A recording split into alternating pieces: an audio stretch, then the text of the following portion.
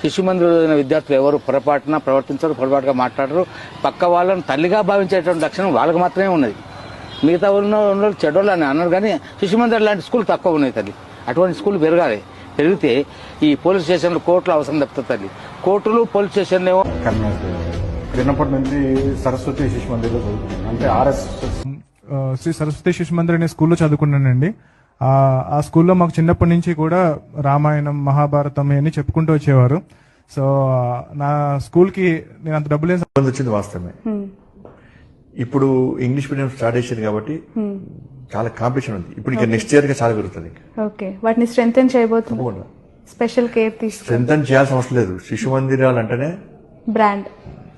నేను పూర్వ విద్యార్థులుగా మీ అందరినీ కోరుతా ఉన్నాను, మనమందరం కూడా ఈ సరస్వతి విద్యాపీఠంలో చదువుకున్నప్పుడు భారతమాత ముద్దు బిడ్డలుగా ఈ దేశ సంస్కృతిని ప్రపంచ జేటాల్లో చాటాలి.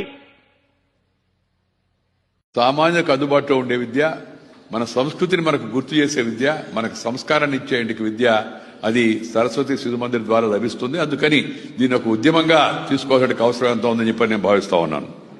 ఈ ఎడ్యుకేషన్ అనేది, నేను కూడా శిశు మందిర్లో చదువుకున్నోడ్నే.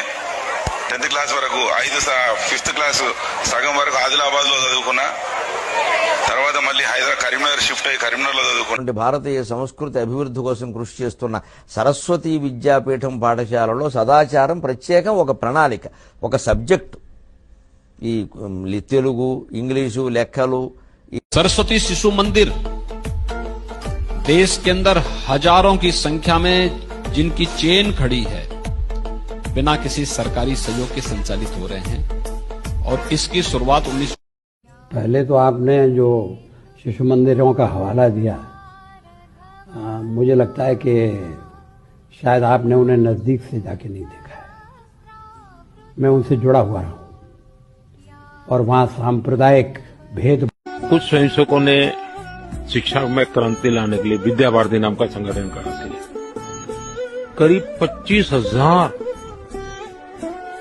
स्कूल चलते हैं उनके देश में और 30 लाख से छात्रा एट अ टाइम होते.